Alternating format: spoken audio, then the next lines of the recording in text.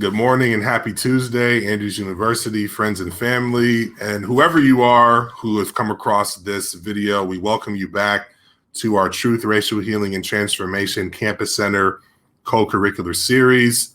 I'm VP Michael Nixon. It's a pleasure to have you with us, and we're really excited about our conversation for today.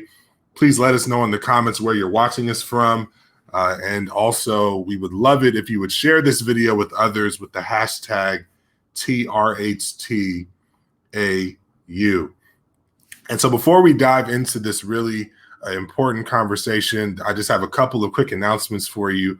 But before I get to the announcements, of course, as always, for our students, if you're interested in receiving your co-curricular credit, there is a link in the description box for this video, whether you're on Facebook or on YouTube.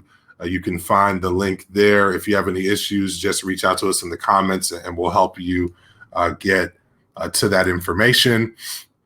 And so to our quick announcements, again, as we've been reminding you, happy Hispanic Heritage Month. And just to remind you again, if you're interested in getting information on the month's events, you can go here to our AU website. It is a featured item on our homepage. I'll show you that. Go to our homepage, you scroll right here, Unidos, that is the theme for the month. And you click on that, and there is a link to the month's events. This past Friday, we had a powerful Latino Vespers at PMC, and later tonight, they have Lunes Latino, which will be happening in Buller Hall. So make sure you check that out. There's also a list here of the Aula officers, and we're really thankful for all of them for their hard work and dedication to our month's offerings, as well as their sponsors, Dr. Pedro Navia, Professor Ingrid Slickers, and Elder Carmela Mercado from the Lake Union Conference of SDAs, who all do a really great job of working with our students and putting together a wonderful month of events. And also wanted to remind you that this week right now is our voting week. So you should have, if you haven't already, you should have in our campus center seen a bunch of flyers and banners. We also have a tent set up outside the campus center to give you, for committing to register to vote, a voted or a voting button. There'll be some other different treats and things like that throughout the week. And so again, if you need to get information on what you need to do in order to get registered to vote, you go to andrews.edu/vote. It'll take you here to our student voter guide. We have our AU Vote Week promotional video there, which will give you some great information. And we really love this video on youth voter turnout. Talks about why it's been so low historically and why we believe during this election, you all will be a part of that changing. And so our youth vote is really important. There's some frequently asked questions there on the website. There's also information on making a plan to vote.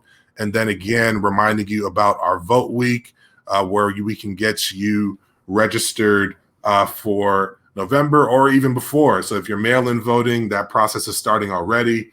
And here in Michigan, they've also already started the early voting process. So you can really get started with voting really soon after you get registered. So come by the campus center right now. We have folks there from 10 a.m. to 3 p.m. So, hey, right after you're done with this co-curricular experience, you can head over, get a bite to eat in the campus center, and then head right downstairs, and we'll have volunteers available there for you to get you registered. Your voice matters, your vote matters. Please exercise your right to vote. And we also want you to be an informed voter. And so we have this information here as well on making sure that, there's voter guides. You can look at your ballot beforehand so you can understand, okay, we have the presidential election happening, but there are things down the ballot that are really important as well. There's some really important local elections that are happening, some propositions that you would want to take the time to maybe read about and understand before you get into the booth or before you fill out your mail-in ballot. These are some great resources for you to be able to do that. And we also think it's really important to make sure we're getting the right facts, so we provided some resources here that can help you sort through some of the noise, some of the mis and disinformation that gets put out there about voting, about the political process. We invite you to check these, nonpartisan resources out, which can help you navigate some of these conversations and decisions. And we have some art, that we'd love for you to share as well on social media to help people understand the importance of voting. And if you have some art that you'd like for us to display here on our website, feel free to reach out to my office, diversity@andrews.edu, and we would love to feature that as well. And then lastly here, just some more information on, civil discourse and civics and things of that nature. The last thing that I will point out for you all before we jump into this important conversation is, again, I want to point you to our statement recently on civility and political speech on campus. Again, we want you all to get involved, to be passionate about your convictions and your opinions, and be unapologetic about that. But we also want to do that in the framework of civility, respect, and love. And that we feel like that's really important. And so be unapologetic about expressing your views in a civil, respectful, and loving manner, but also make room for others to express theirs as well, because we think it's really important that everyone's voice is heard so that we can have a productive and civil dialogue. And so thank you all for participating in all of those things. And especially, again, I can't overemphasize the importance of voting week. Vote, vote, vote. Come get registered. We can help you start that process. So without further ado, again, I'm really excited about this conversation that we're having this morning with none other than Dr. Douglas Morgan. He is a professor at Washington Adventist University, our sister institution, and is a scholar on, in particular, issues of racial justice within the SDA movement historically. And we're going to talk to him about that, as well as why that information is important for us today. And so I'm going to bring in Dr. Morgan at this time to our conversation. Again, Dr. Morgan, thank you so much for joining us. How are you doing today on this Tuesday? I'm doing very well, and I'm just delighted to be with you. Thank you so much for this opportunity.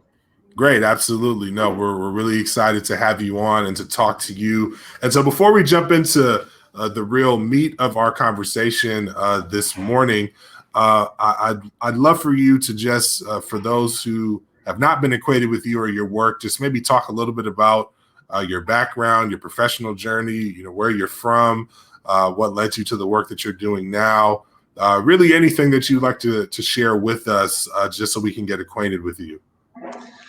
Well, I've as you mentioned, I am connected with Washington Adventist University. Currently, I am on leave, basically, because I'm working on another project called the Encyclopedia for Seventh-day Adventists, which, by the way, is online. It's a work in progress, but something to check out. I am a product of Seventh-day Adventist education. And so just to pick out some aspect of the question that you raised about my background, since I'm talking to the wonderful Andrews University community, a formative experience for me as a high school academy student, College View Academy, Lincoln, Nebraska, was that we had a newly minted graduate of Andrews University, MA in religion, I think, full of enthusiasm, to come there to teach Bible my freshman year. And I was interested in what was going on in the world. This was the era of the civil rights movement, the late 1960s, early 1970s, the Vietnam War. But in addition to helping me understand the gospel in a new way, this man, Ken Wilson, he's now deceased, showed a connection between my faith and those things that were going on in the world around me. And that inspired me, among many other factors, to try to pursue my academic interests in history and religion. Sort of came easily, but to focus on how my church, how my faith connected with these issues. So issues of war and peace, civil rights, racial justice have really been somehow just about everything I have done since then has revolved around those things in connection with Adventism also, in particular. So, yeah, I'm thankful to Andrews. By the way, this teacher also brought, I think we had cassette tapes back then.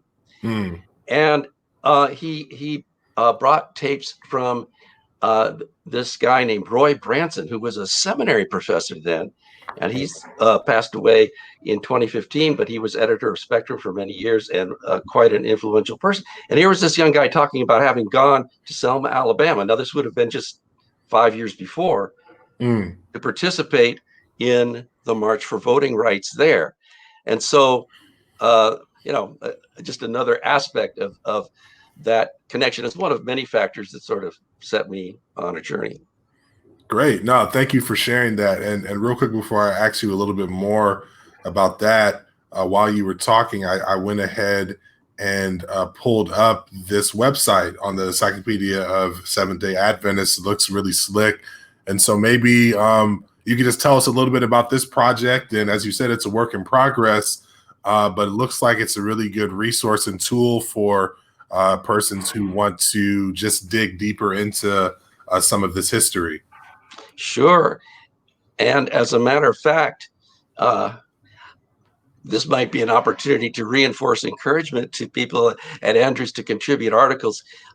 We had sort of begun to plan a kind of an initiative on that regard. Then the pandemic hit and everybody was sort of, crushed with higher priorities. But anyway, This is an entirely new encyclopedia. And it is online. As you see, we have about 15 to 20% of the articles there, but I am assistant editor for North America. And that has been a great privilege. I think our greatest strength thus far is biographies, biographical articles.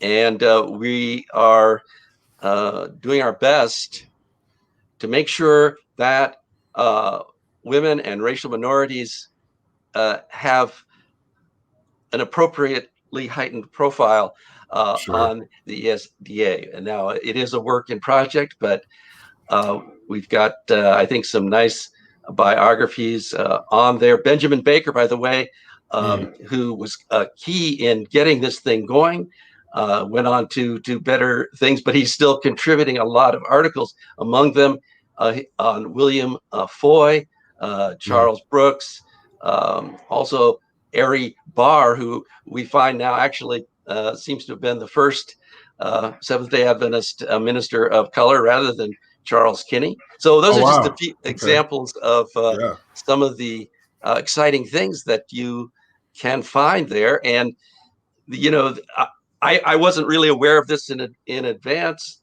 but as you can see, the photos are a dominant feature of this. So you can, and so I learned then to try to make sure we get as many photos as we can. It's not always possible, but you can enjoy browsing without, necessarily. Well, you find something hopefully that you will then read in greater depth. But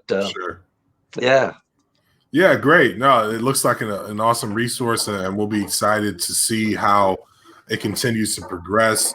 What I should also mention, in addition to that, is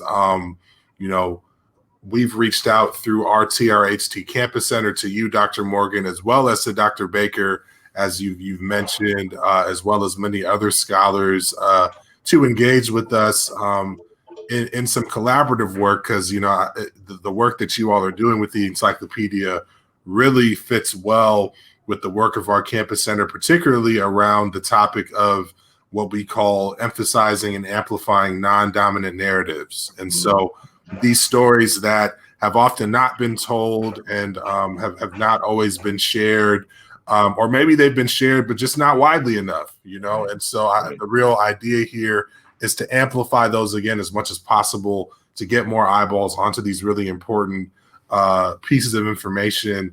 And I'm already excited to hear, you just shared a nugget about there being a minister of color before Elder Kinney, because of course I've drawn a lot of inspiration from his work. So I'm excited to hear more about that when I have the time, because I think there's just so much in there. And let me ask you then, just, obviously being an historian and having a passion for this work, maybe you can speak to just,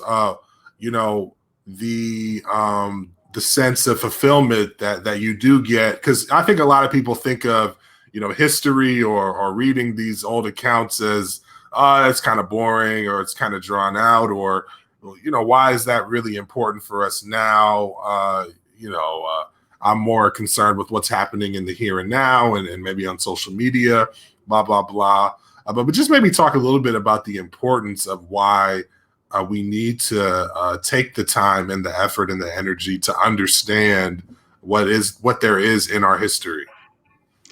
Well, I think that to the extent that we're not conscious of our past, we're controlled by it. I'm sort of paraphrasing James Baldwin here, but I'm not sure that I can get the exact quote. Sure. But we're controlled by it in ways that we're not conscious of if we don't explore it and bring it to light. So that, I think, is a powerful reason. I mean, he also says in this quote that I'm only very loosely paraphrasing that the history is not gone. It lives within us. Yeah. And so it's a very inevitably doing historical work.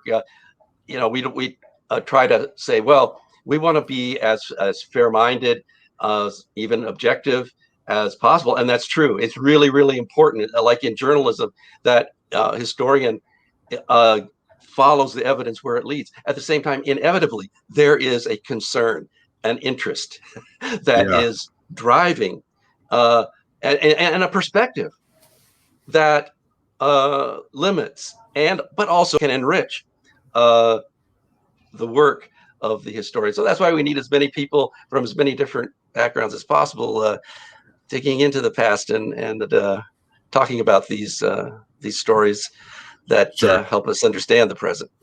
Great.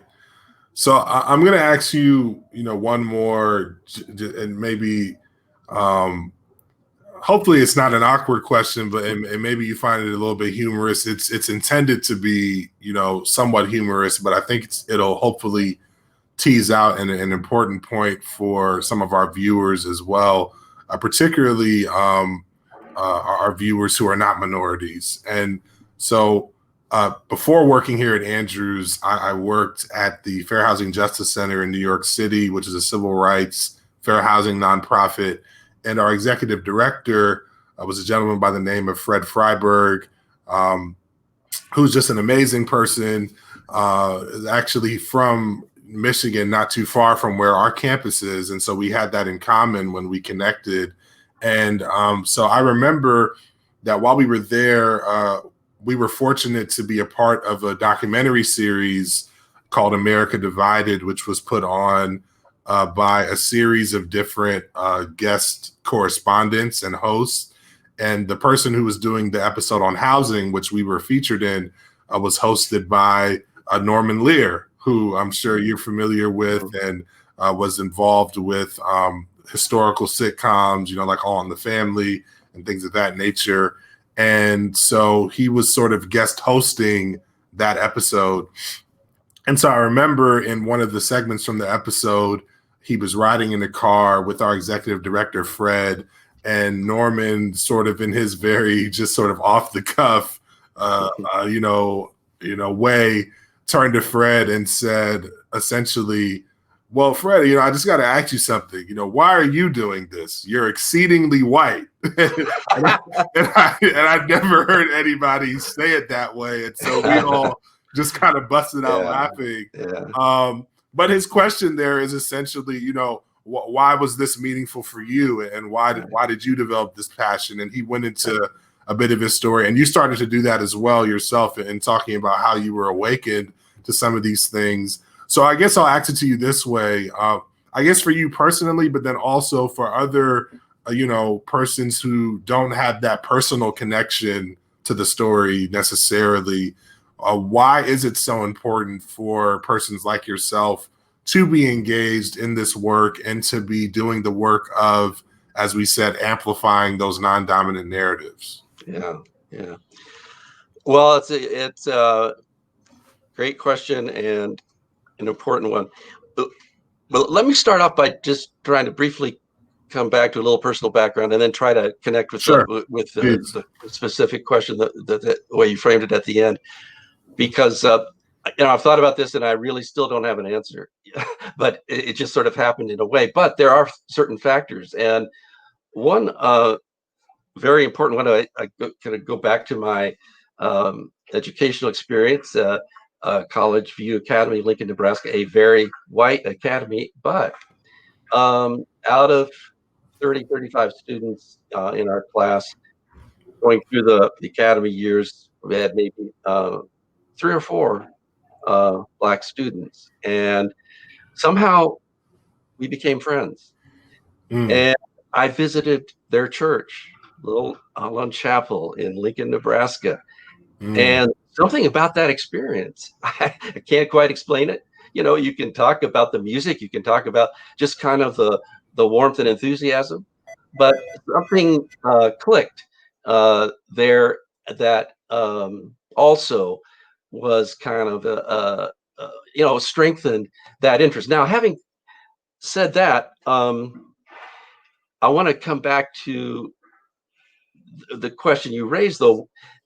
Why is it important for someone from a different perspective, say varying perspectives, to look at this? Well, I think it comes back to if we were to recognize that we are part of a church. And to me, even though I'm greatly interested in the history of the nation and the interaction of nations and societies, to me, the church is ultimately the most important thing.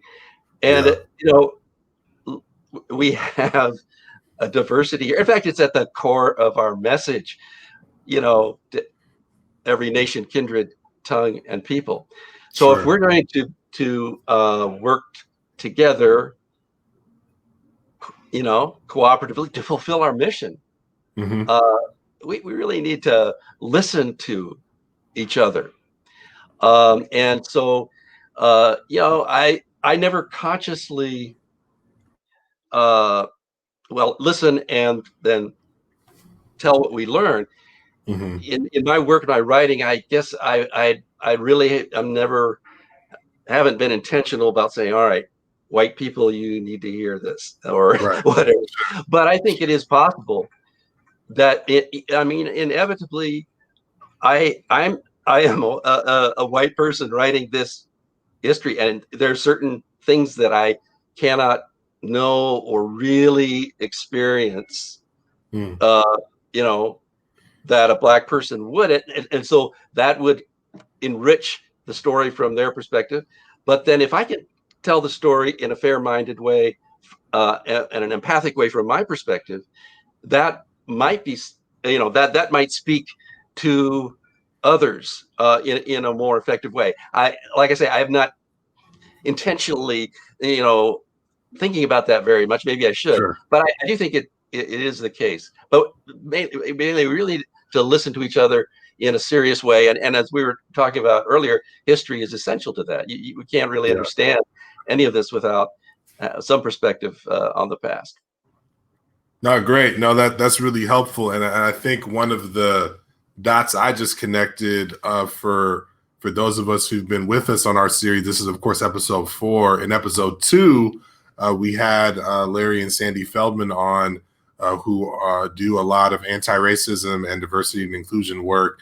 And they do a lot of their work with children and young people. And one of the things that they talked about is just how critical it is to make these authentic connections with people from different cultural backgrounds when we're young, and how that can have an immense effect on us as we continue to move forward. Because of course, as we know about the way that the American society has been constructed, it's been constructed for us to be separate and to not have those interactions. And it obviously starts with the segregation in our housing system, which filters into the segregation in our education system, which also is reflected in our church system and the way that we're divided there. And so when you start to think about the different aspects of your life and how oftentimes in very passive ways to you, but it's an inheritance of very active and intentional ways of separation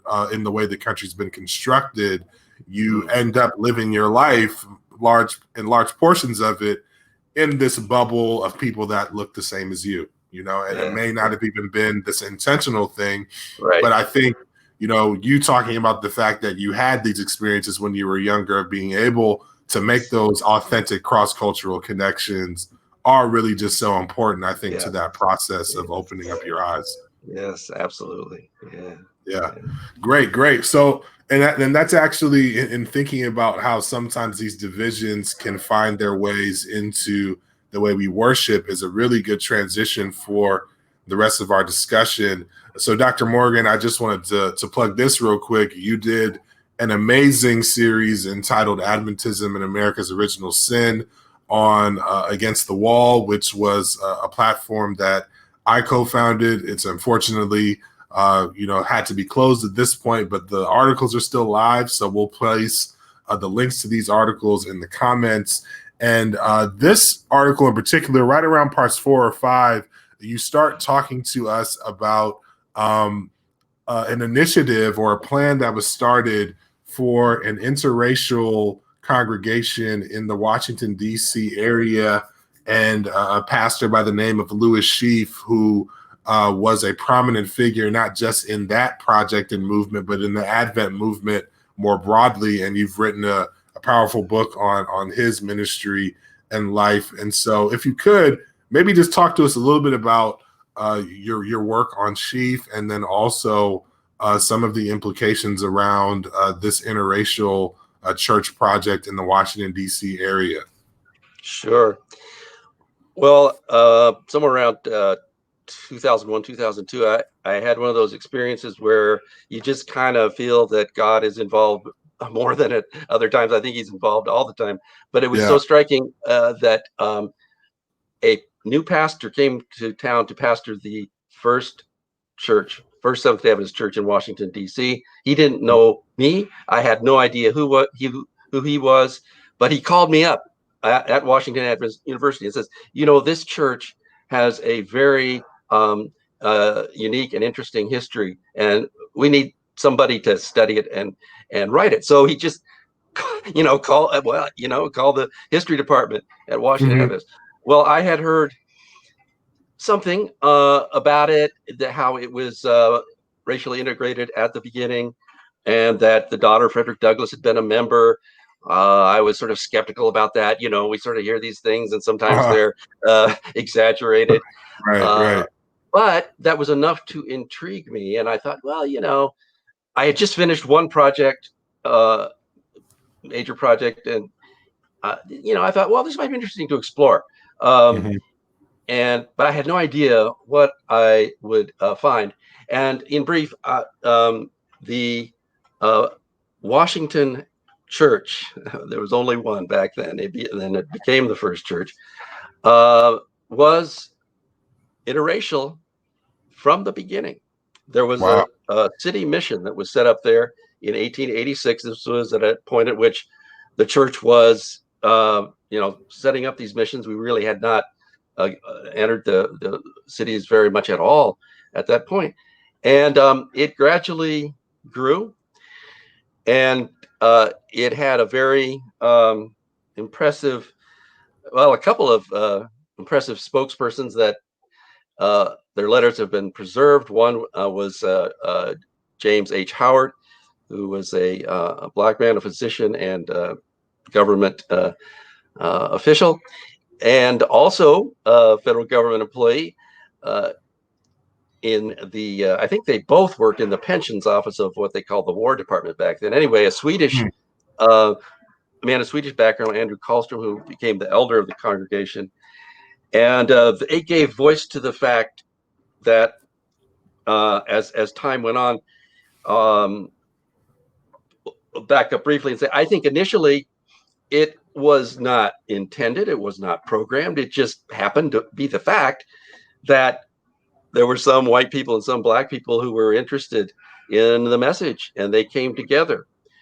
But as time went on, and the racial situation in the nation actually is progressively getting worse at that very time, the 1890s, and into the first decade of the 20th century, Howard and Karlstrom make clear that we see this interracial fellowship as essential to what it means to be an Adventist. But the pressures then come, and Washington, D.C. is sort of on this sort of somewhat ambiguous status. It's the nation's capital, but it's also a southern town. And in some ways, there's much better opportunity for employment in the educational system, in the government, even though there's a lot of discrimination, at least there's employment opportunities. And so there's a very large black middle class there. But yet segregation is sort of very, part of the culture as well. And that intensifies. And then the push comes to,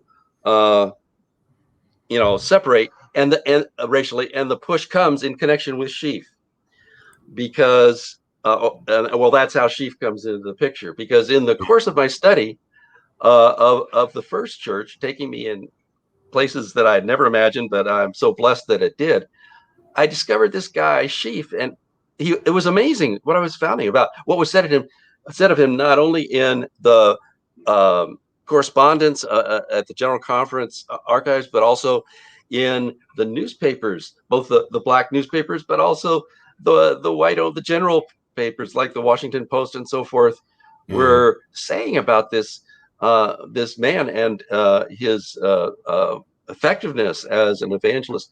Anyway, in 1901, 1902, A.G. Daniells is just becoming the General Conference president.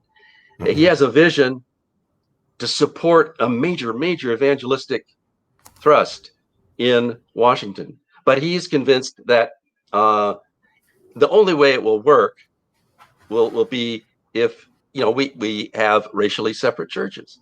And he even he visited and he saw all the great black churches of various denominations, and he said, "Hey, we can do that." So, but then Sheafe complicates things, and Washington D.C. this interracial congregation that for a while had a real dedication to this from people of both races. That suggests that other possibilities might have been looked at. But anyway, to try to make the long story short, after Sheafe comes, and then they have a white evangelist who's having separate meetings, and then the conference officials sort of mandate a separation. And you have then what became the first church, before there was only one, but the first church. However, about half the white people stayed with the black believers, and then another church, initially the second church, but then they took the name of the Memorial Church, was formed. I'll stop in a moment to see what questions you might have, but sure, that's fine. One of the many significances of this is to say that at least for a time, you had people of both races based really on their understanding of Adventism and the gospel. Sure, they were informed by American principles of equality and justice and so forth, but that we need to stay together. That's what it means to be authentically Adventist. And one can, it is tempting, and it has challenged me at times to say, well, really, is this anything different than the typical pattern that we might see of white flight when you have a large number of Black people coming in? That's when you know it's difficulty handling that. But for Adventists, I think by and large, most Adventists would say, "Oh, well, we're not prejudiced," and you have one or two family, whatever. But to have a large segments number, of both, very rare. So was this ultimately it did not last very long, although it hung on for a few years. But I think that there is, I would contend that there is something here that is not simply just following the typical sociological laws or racist patterns, what have you, to say that, it's prophetic in a way that it maybe was ahead of its time, but it's prophetic in the sense, not only in that sense, but also I think in the truthfulness of it. And especially Dr. Howard, man, some of his letters are just so powerful that we can say, all right, so there's all kinds of, terrible backsliding, if I can use that term, in our history, in terms of accommodating to the racist patterns in the society. But that's not the whole story. Here is somebody who's representing what Adventism means, and they were courageous about it, and they did their best, even though ultimately that particular congregation did not continue as a interracial one. Pardon me, for very many years. Wow. No, I mean, thank you for chronicling that for us. And I think what the example of the Washington Church and that its eventual split sort of, reminds us or maybe teaches us is that this concept, and we hear it in other, contexts, of white flight and that sort of thing coming up. And in this instance, as you're saying, it seemed like it was a lot more of a gradual thing. And a lot of times it is, whether it's, a neighborhood, quote unquote, changing, or maybe an institution of higher education shifting in their demographics or whatever the case may be. It does seem like that is the piece of legacy from that example that seems to persist and stay with us. Now, that's not necessarily always the case for every, Adventist church in North America or other places. But it does seem like that is the thing that continues to persist. Would you agree with that assessment, or am I sort of connecting the right dots there? Well, no, that's that seems to be the norm. And again, I can see people arguing the evidence differently, but the way I see the significance of this story is to say, well, but that doesn't necessarily define Adventism. And so we don't have to be limited by a selective or limited reading of our past. So in addition to the ways we have not really stood out and in fact reflected and even fallen behind the norms of American society, but we don't have to be defined by that history, because that's not all there is to it. There are resources in our past that can encourage us and point us in a better direction. Yeah. No, that's great. That's helpful, and thank you for sharing that piece with us. And so, for the last few moments that we'll share together, and again, we really appreciate you taking some time with us. I wanted to talk to you a bit about a new book that you're working on, and I'll just show the cover of it here. It's called "Change Agents: The Lay Movement That Challenged the System and Turned Adventism Toward Racial Justice." I really like that sort of subscript name. The name Change Agents is great as well.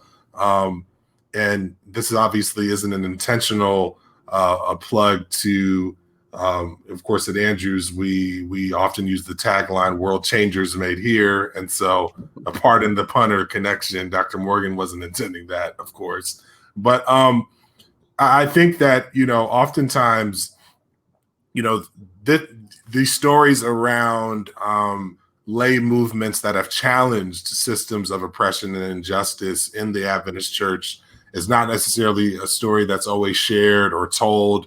A lot of these stories, I didn't really start hearing about until my adult life. And that's even having grown up in predominantly, the Black SDA church space. And so, maybe if you could talk to us a little bit about some of the ground that you cover. I know you cover a lot of ground in the book, but maybe what are some of the key moments within that movement in challenging the system to push towards greater equity and racial justice within our church structure?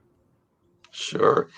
Well, pardon me. The lay movement that I refer to in the subtitle comes up centered there in Washington, D.C., to try to deal with accumulated and worsening pattern of segregation, racial discrimination in the Adventist church. And part of the book deals with some of the stuff that I just talked about earlier, in that I believe that racism became sort of embedded, clearly embedded, structured into the Adventist system in connection with everything that was going on in the first decade of the 20th century. There in Washington, D.C., Tacoma Park, and the fact that you have segregated institutions. My Washington Adventist University started up, under other names, but sure, Washington Sanitary. Sure. Anyway, that attempts were made in all kinds of talks and committees and so forth, but the basic injustice was never resolved. And then in the late 30s, it's really building up over 10 or 15 years. We start to see instances of discrimination in the educational institutions. At Emmanuel Missionary College, there's sort of an oscillation back and forth.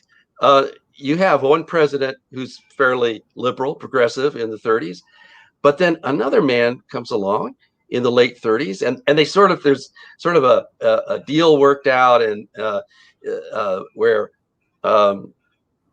all Black Adventists could go to Oakwood for their first 2 years. It's just a junior college then. And then if they do well there, then they can apply to one of the other colleges. But that also there's a tacit idea of quotas. And so then also connected with all of this was the president that comes in the late 30s and early 40s at EMC.